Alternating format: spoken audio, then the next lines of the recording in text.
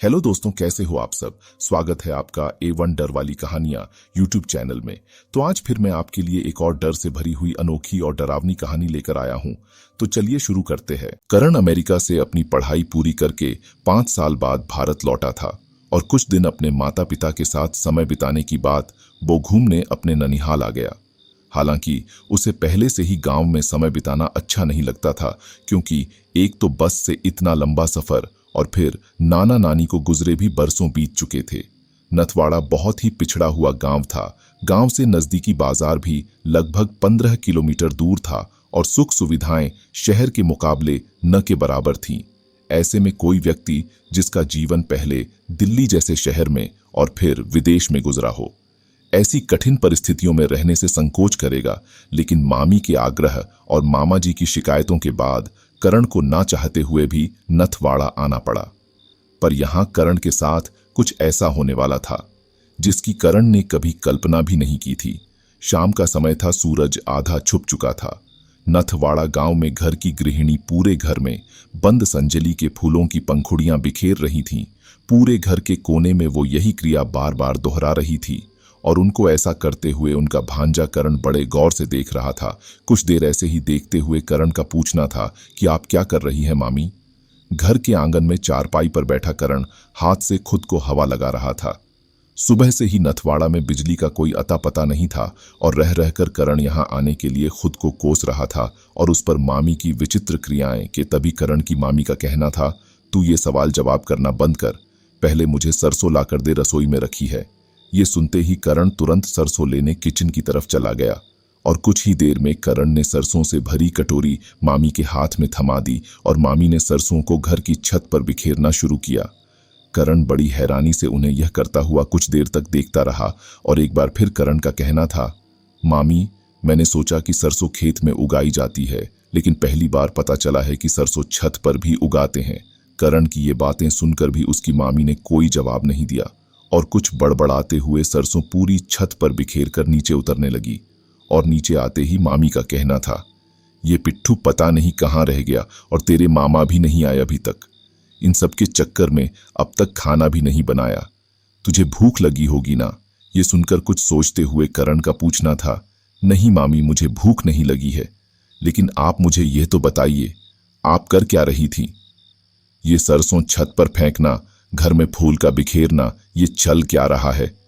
करण की ये बातें सुनकर करण की मामी थोड़ी देर चुप रही और फिर कुछ सोचते हुए बोली, कल रात हमारे गांव में चरवाहे की बकरियां गायब हो गई थी और सुबह उन्हें ढूंढते हुए जब चरवाहा कब्रिस्तान पहुंचा तो वहां उसकी बकरियों की हड्डियों और लाशें पड़ी थीं और पास ही एक कब्र में छेद भी था।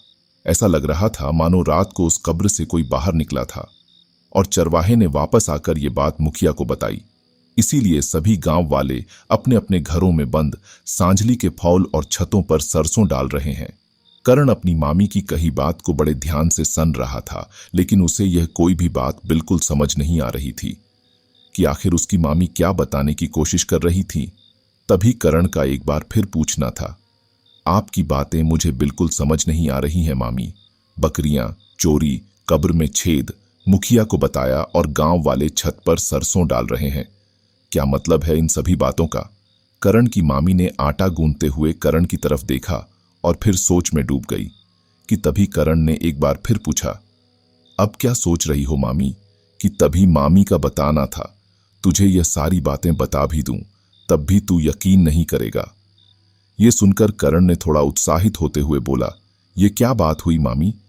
जब तक आप मुझे पूरी बात नहीं बताएंगी मुझे पता कैसे चलेगा कि यकीन करना है या नहीं। इस पर करण की मामी का बताना था, तो इतना समझ ले कि गांव में पिशाच आ गया है। अभी तो वो जानवरों को खा रहा है, पर जैसे जैसे उसकी भूख बढ़ती जाएगी तो वो इंसानों को भी नहीं बख्शेगा। जब तक उसका कोई उपाय नहीं हो जाता ये वन संजली और सरसों हमारी रक्षा करेंगे।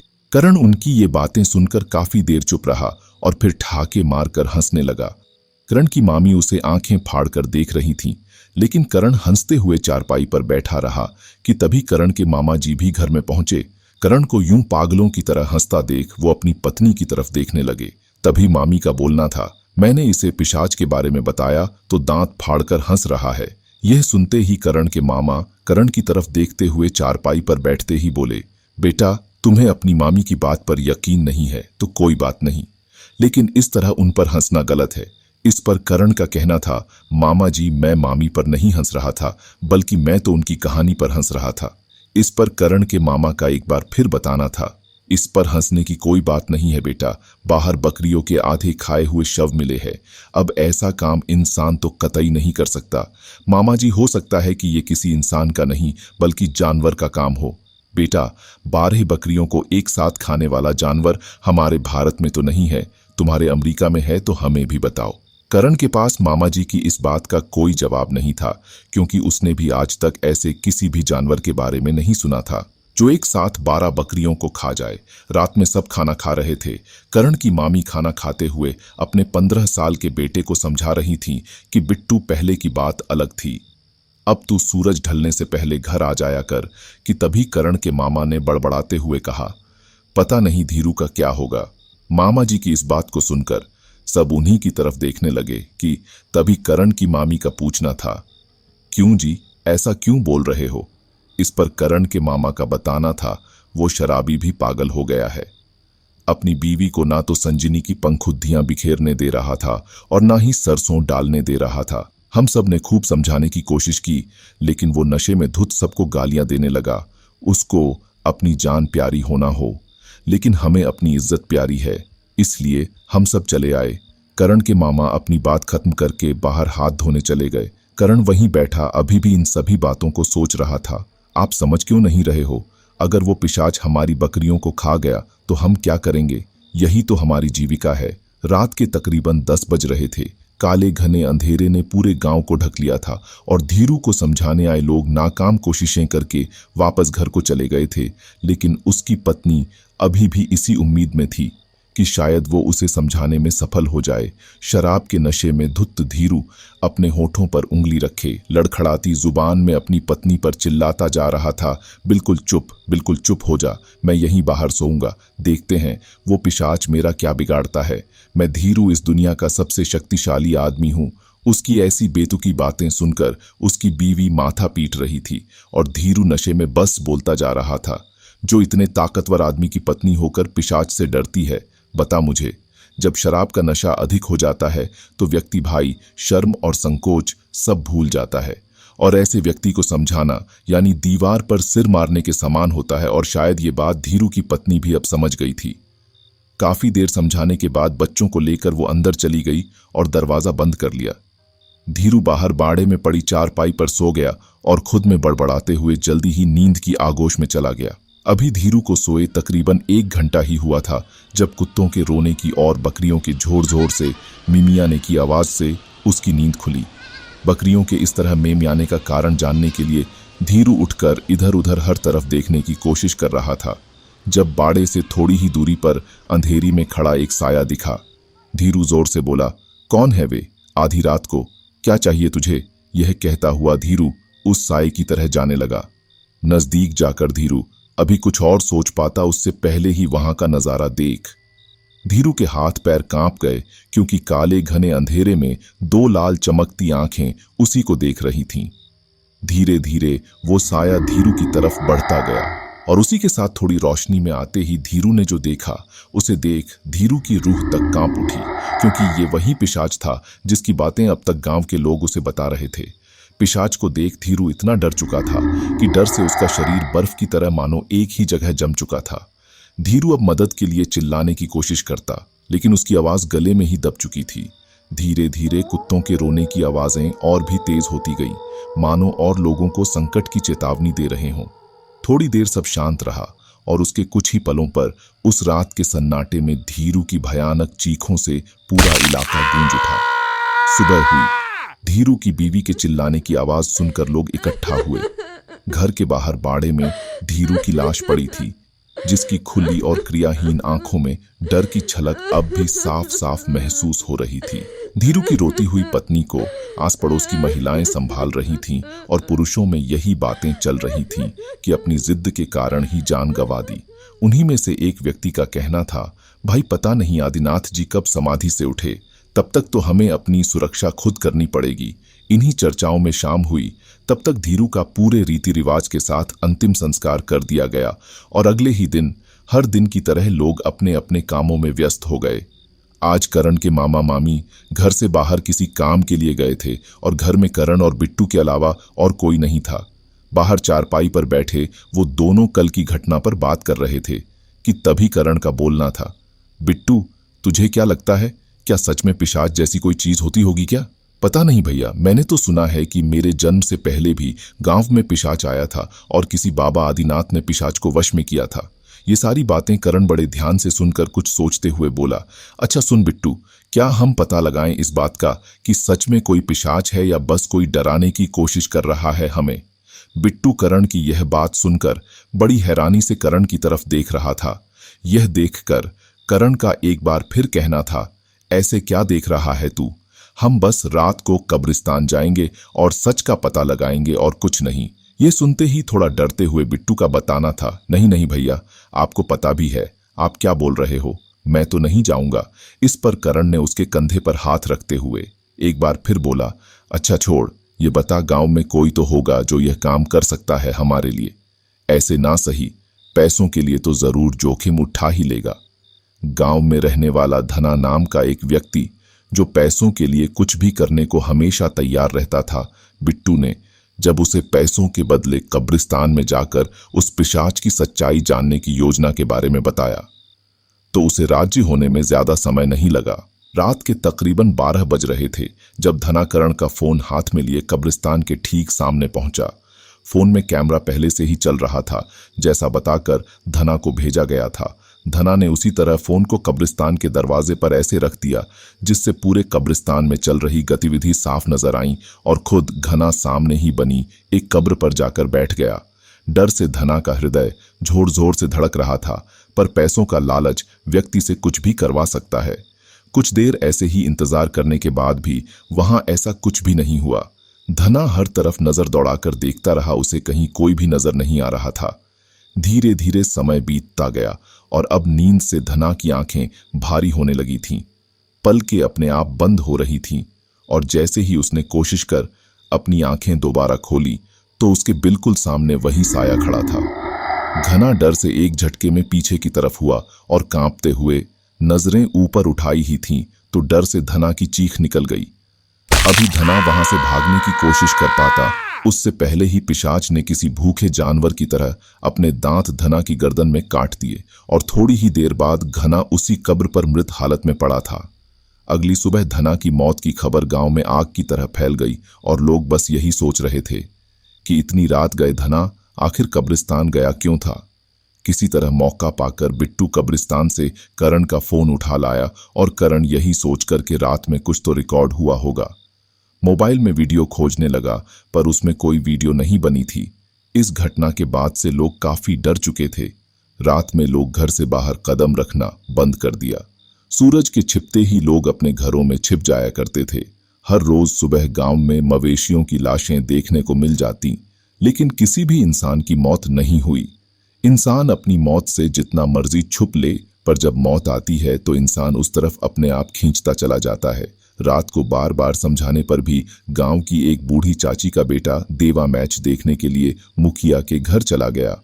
रात तकरीबन 11 बज रहे थे। जब वो वापस लौट रहा था तो वो पिशाच के डर के कारण गांव की सारी गलियां सुनसान हो चुकी थीं।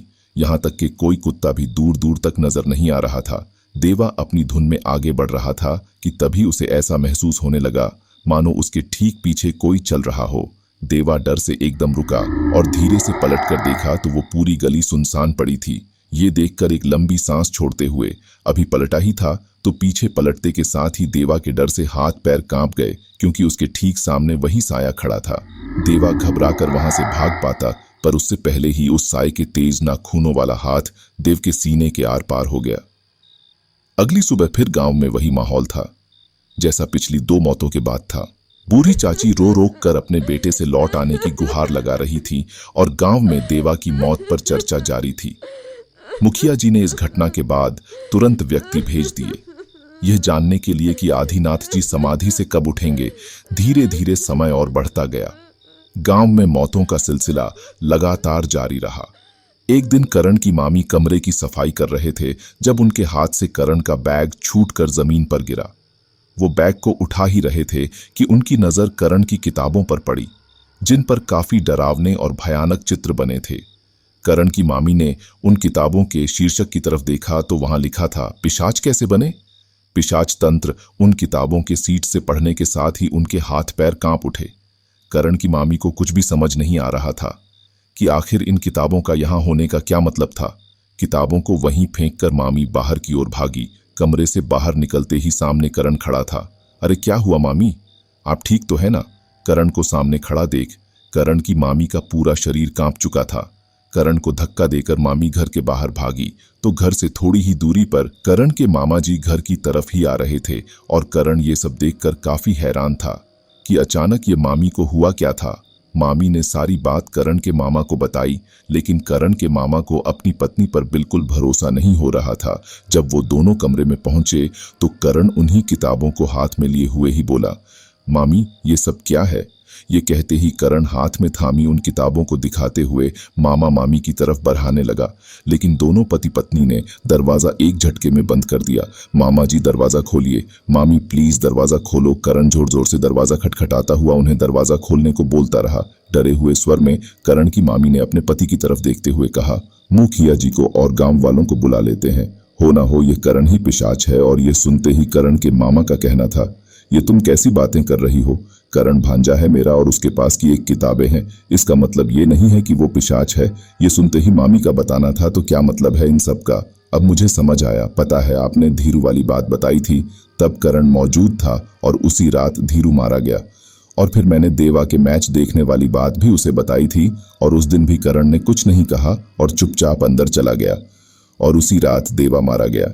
करण की मामी ये सारी बातें करण के मामा को समझा रही थी और ये सब सुनने के बाद करण के मामा का पूछना था, और धना की मौत का क्या? कि तभी अपने माँ बाप की ये सारी बातें सुन रहा दरवाजे पर खड़ा बिट्टू झट से बोला, भैया ने ही धना को पैसे देकर कब्रिस्तान भेजा था।